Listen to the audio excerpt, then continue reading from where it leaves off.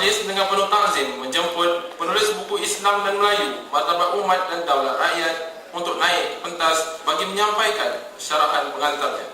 Majlis dengan ini mempersilakan Datuk Dr. Siddiq Fadil. Assalamualaikum warahmatullahi wabarakatuh. Alhamdulillah. Alhamdulillahilladzi 'allama bil qalam wa 'allama al-insana ma lam ya'lam. Wassalatu wassalamu ala sayyidil anam wa ala alihi wa ashabihi al-kiram. Yang berhormat Datuk Seri Anwar Ibrahim, Datuk Seri Dr. Wan Aziza, Datuk Idris Jauzi, Saudara Amidi Zulmanan, Presiden Angkatan Belia Islam Malaysia, tetamu-tetamu undangan hadirin yang berhormat, hadirin hadirat para pencinta ilmu, semoga sekaliannya sejahtera dalam limpahan rahmah dan barakah. Kami dahului dengan pernyataan tahmid kesyukuran Alhamdulillah dan rasa terharu atas sambutan terhadap buku Melayu dan Islam, Martabat Umat dan Daulat Rakyat. Di tengah suasana seperti ini, saya tidak dapat menyembunyikan rasa malu-malu dan takut-takut. Karena ketika mengerjakan buku ini, saya tidak membayangkan sambutan bersemangat seperti ini. Tidak ada yang luar biasa dalam proses penerbitannya. Bermula dengan pertanyaan teman-teman tentang nasib tulisan-tulisan saya yang terbiar dan berserakan. Lalu saya terdorong mengumpul, memilih, dan mengeditnya untuk diterbitkan dalam kemasan sebuah buku yang seadanya dan sejadi-jadinya.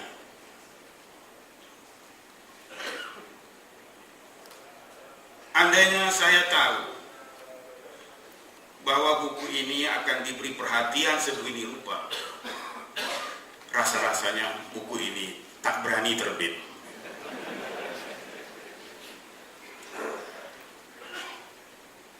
Bagaimanapun, buku ini telah telanjur terbit, dan karena itu ia harus siap untuk ditanggapi oleh khalayak pembacanya. Mudah-mudahan saja penulisnya dikurniakan ketahanan rohaniah dalam menghadapi segala kemungkinan, dukungan dan kritikan. Tidak lupa diri karena dukungan dan tidak berkecil hati karena kritikan. Terlepas dari soal setuju atau tidak dengan pemikiran dalam buku ini, sebagai penulis saya mengucapkan terima kasih kepada seluruh khalayak yang sudi memberikan perhatian kepada buku ini. Atas susah payah rakan-rakan menjayakan majelis pelancaran dan diskusi buku malam ini, saya ucapkan jazakumullah khairan jazaa.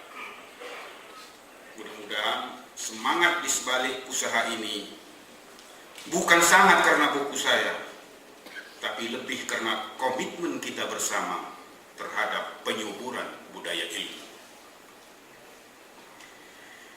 Terima kasih kepada rekan-rekan yang tampaknya menyambut buku ini dengan begitu bersemangat sekali, sehingga saya sendiri jadi heran. Ada apa dengan buku ini?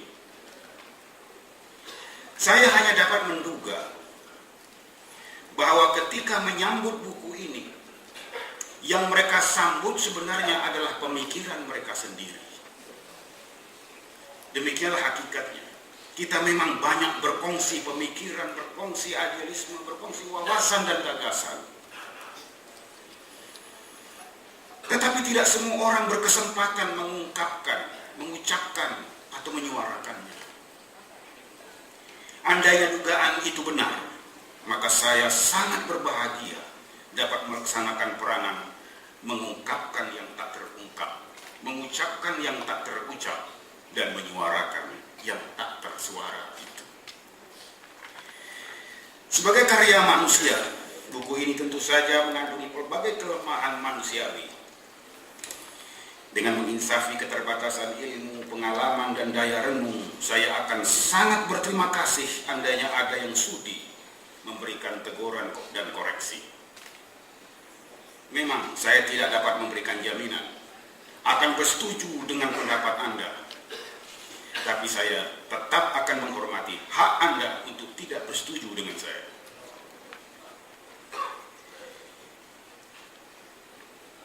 Cuma saya mohon, kalau memuji jangan berlebihan, menghentamnya juga jangan keterlaluan, dan tidak perlu mencium tangan saya.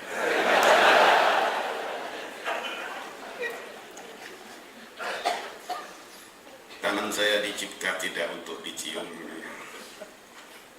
Hadirin sekalian, karya tulis biasanya lahir dari liku-liku intellectual journey dan pengalaman di kancah kehidupan penulisnya. Demikianlah wacana sekitar Islam dan Melayu yang termuat dalam buku yang dilancarkan sebentar tadi, yang dilatari timbunan pengalaman perjalanan keilmuan selama puluhan tahun. Persoalan tentang sejarah Islam dan kebudayaan Melayu memang telah tersentuh sepanjang mengikuti pengajian menengah dan universiti. Tetapi sentuhan paling mengesankan adalah ketika mengikuti kuliah Profesor Dr. Said Nagib Al-Atas tentang Islam dalam sejarah dan kebudayaan Melayu. Sejak itu, sekitar tahun 1975, bidang ini kami tekuni tanpa henti, terutama selama tempoh melaksanakan tugas meneruskan pengajaran kursus yang sebelumnya dikendalikan oleh Prof. Al-Atas sendiri di Institut Bahasa, Kesusastraan dan Kebudayaan Melayu, Universiti Kebangsaan Malaysia. Memang tahun-tahun perkhidmatan di UKM sebagai tenaga akademik di Jabatan Pesuratan Melayu adalah kurnia kesempatan belajar dan mengajar berbagai aspek pengajian Melayu, kebudayaan dan kesusastraannya, termasuk karya-karya agungnya seperti Sejarah Melayu, Hikayat Hang Tuah dan lain-lain.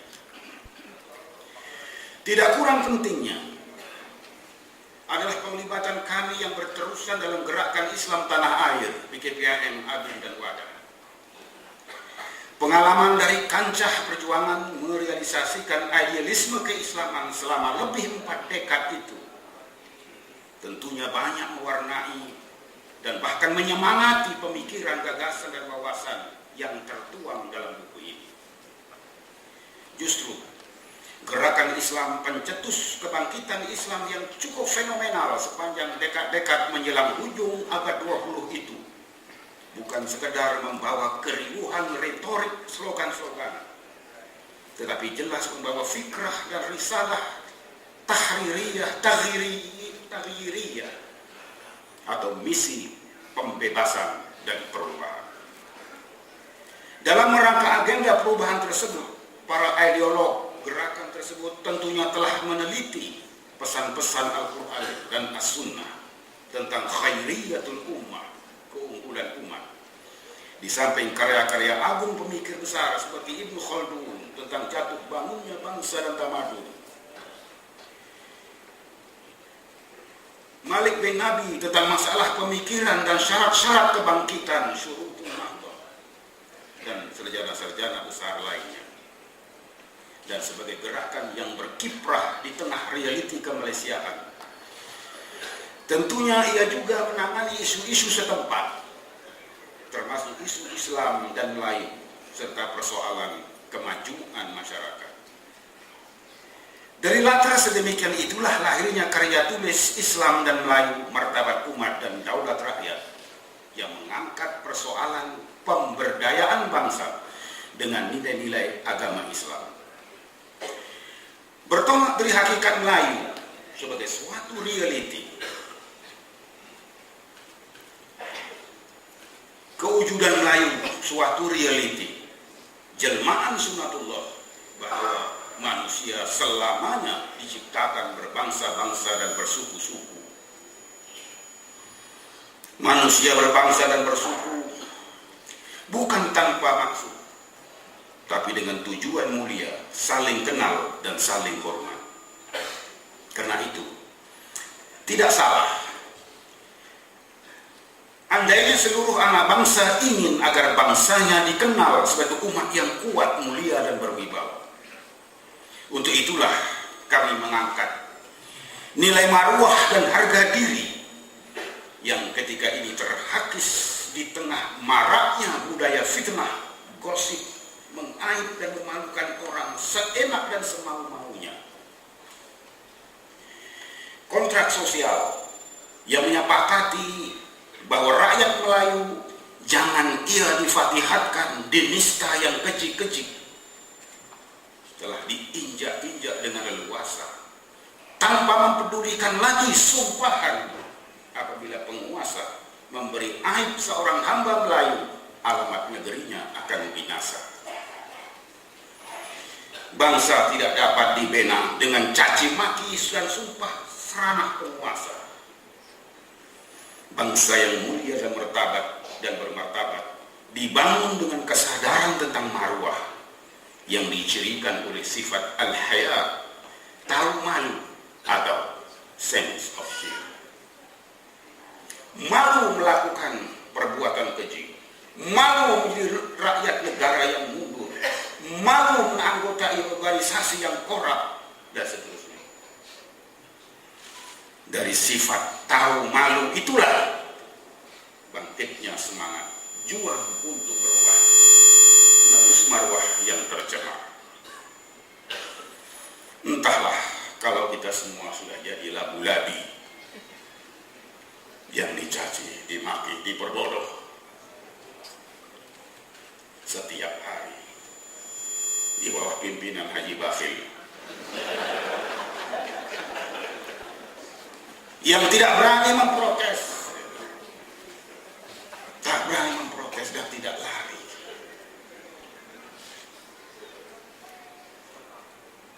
Beraninya cuma bermimpi, membalas dendam dalam mimpi.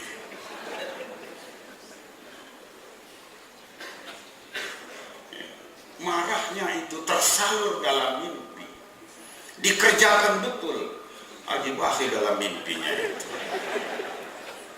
Begitulah andainya satu bangsa sudah hilang keberanian untuk mempertahankan marwah, paling berani menyalurkan kemarahannya dalam mimpi. Mujurlah, masih berani mimpi. Sebahagian kita mimpi pun tak berani. Kami juga menyerahkan nilai ilmu sebagai kekuatan pengangkat martabat umat. Kata Iqra yang mengawali penurunan kitab suci Al-Quran menandakan bermulanya demokratisasi pendidikan dan revolusi keilmuan melawan gerakan pembodohan untuk mencipta umat yang enlightened, umat yang mengalami pencerahan keilmuan, lalu mampu melihat segala sesuatu dalam wujud hakikinya. Makaman akhir gerakan pencerahan bersemangat Iqra ialah untuk mengenal Allah, mencapai makrifah yang membentuk sikap wasjud wa qtarib, tunduk mengabdi dan menghampirkan diri kepada Allah. Demikianlah realisasi tauhid, pengesaan Allah sebagai kekuatan pembebasan, pencipta manusia merdeka yang memiliki keberanian bersikap menolak dan melawan kezaliman dan kebatilan. Kalla la tuti'hu, jangan sekali-kali, jangan patuh kepadanya. Harus dicatat bahwa surah Al-Alaq bermula dengan Iqra, berujung dengan wasjud wa qtarib, sujudlah kepada Allah. Begitulah matlamat ilmu dalam Islam yang harus akhirnya membawa manusia mengabdi ilahi, sujud kepada Allah. Tetapi sujud kepada Allah tidak terpisah dari kalla la tuti'hu. Jangan sekali-kali patuh dan tunduk kepada kezaliman dan kebatilan. demikianlah Iqra yang seharusnya menciptakan generasi umat yang berani bersikap dan berani berkata tidak.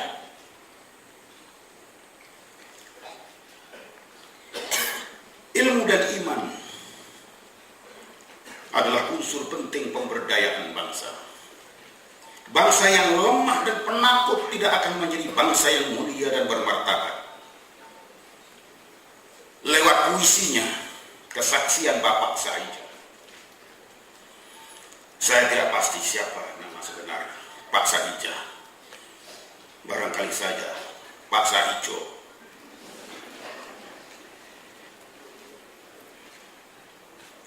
Melalui puisi kesaksian Bapak Saidja, penyair ternama Rendra menampilkan Pak Saidja yang bangkit dari alam barzakh. Mereka yang tidak biasa dengan puisi, percaya sajalah bahwa dalam dunia puisi segalanya serba mungkin. Pak Saidja bangkit dari alam barzakh, membuat kesaksian, membuat sidang media untuk menyatakan betapa menyesalnya beliau menjadi manusia penakut selama hidupnya. Artinya sesalan yang bukan kepalang. Karena itu dia sanggup bangkit dari alam barzakh untuk membuat kesaksian, menyesal jadi manusia penakut selama hidupnya.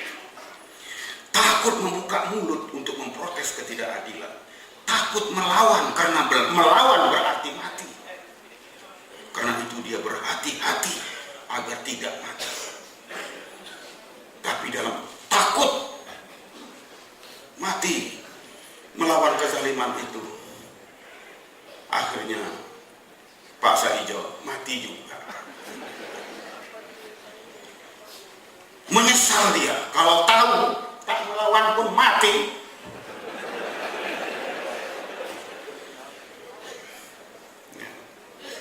Tentu dia melawan.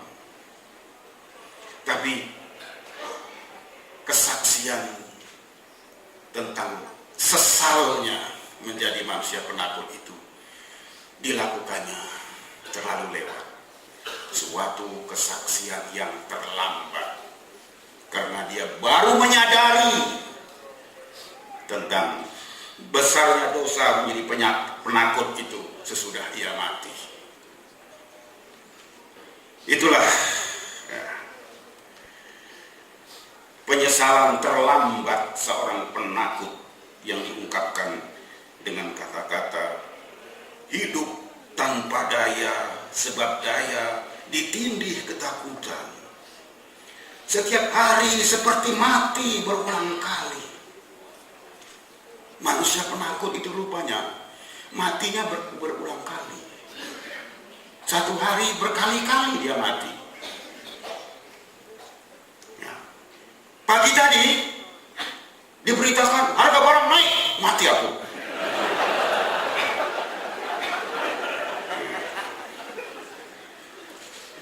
Tengah hari, ya, kamu akan ditangkap, mati aku.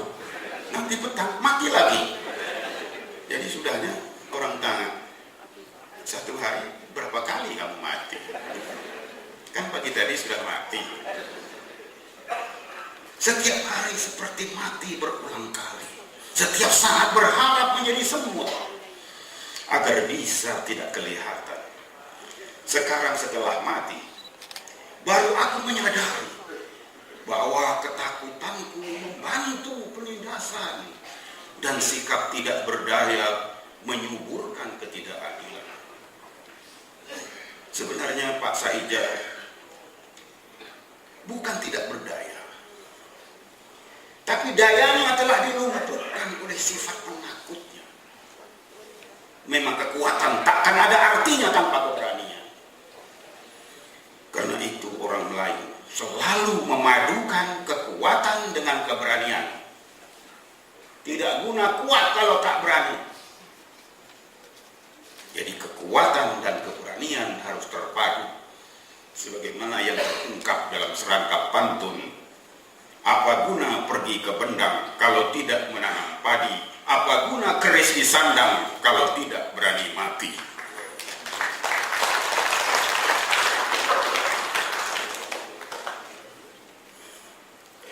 Jadi tidak semua orang yang punya keris itu berani.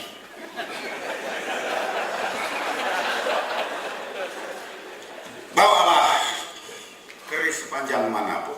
Kalau orang tahu dia itu penakut, siapa pun tak takut. Tapi yang payah ialah berurusan dengan orang Jawa. Sebab orang Jawa kerisnya di belakang. Karena itu kita sulit sekali berurusan dengan orang Jawa. Karena kita tidak tahu dia ini berkeris atau tidak.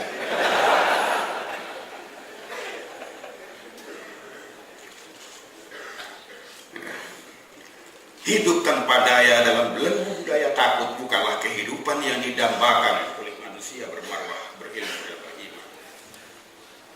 Justru budaya takut, culture of fear, jelas bertentangan dengan aspirasi kebebasan yang terpancar dari ajaran tauhid. فَلْيَعْبُدُوا رَبَّ هَذَا الْبَيْتِ الَّذِي أَطْعَمَهُم مِّن جُوعٍ وَآمَنَهُم مِّنْ خَوْفٍ. Daya maju bangsa banyak ditentukan oleh faktor budaya. Budaya yang teguh dan kepemimpinan yang tangguh. Untuk memacu daya maju bangsa, budayanya harus diperkasa dengan nilai-nilai kudus kewahyuan dari Al-Quran dan As-Sunnah. Dengan demikian bangsa ini akan menjadi umat berjaya. Umat berjaya menepati kata al-falah, kejayaan hakiki duniawi ukhrawi. Laungan azan hayya 'alal falah. Mari bersama meraih kejayaan yang berkumandang setiap hari berkali-kali itu seharusnya diangkat menjadi salah satu nilai utama pembentuk winning mindset dan seterusnya pembina orientasi kejayaan. Success orientation yang kuat. Yang kita aspirasikan adalah bangsa berjaya yang benar-benar berjaya, bukan bangsa yang berlagak sebagai bangsa yang berjaya dengan berbelanja besar membeli barang-barang perhiasan mewah bangsa yang berjaya, buying the ornaments of success. Melayu harus dibangun dengan nilai-nilai murni keagamaan, bukan dengan sentimen perkauman sempit. Melayu ideal dalam wawasan buku ini adalah Melayu yang Islamis, bukan Melayu yang resis. Melayu yang Islamis, bukan Melayu yang resis. Melayu yang Islamis tidak akan bersenam yang pelik-pelik di hadapan rumah orang.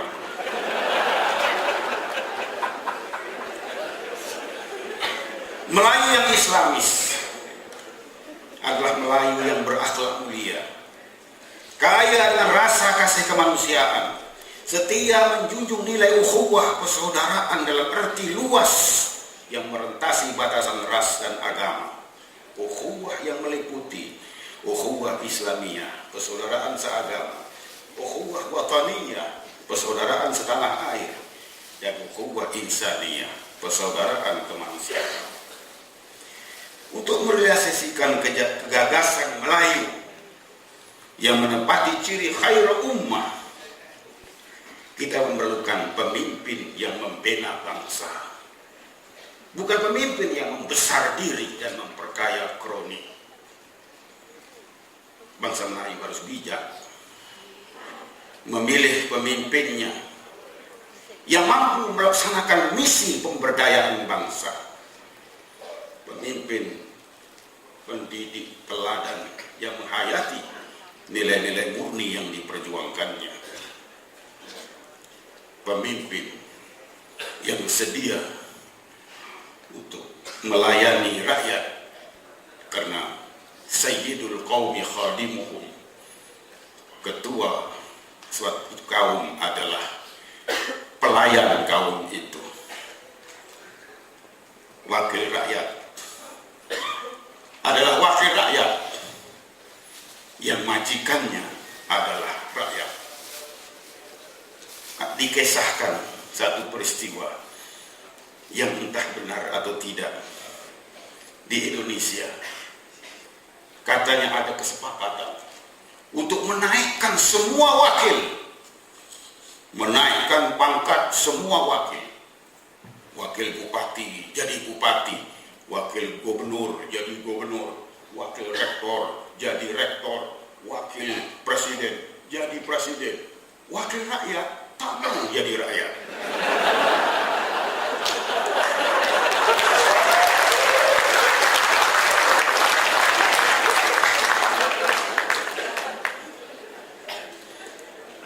Dengar rekamannya saja. Dengan kata lain, kita memerlukan mekanisme pengangkatan pemimpin yang dapat menjamin terangkatnya orang yang terbaik. Mekanisme yang dapat menjamin terangkatnya orang yang terbaik. Bukan mekanisme injit-injit semut. Siapa sakit naik atas. Rupanya yang naik ke atas itu yang sakit.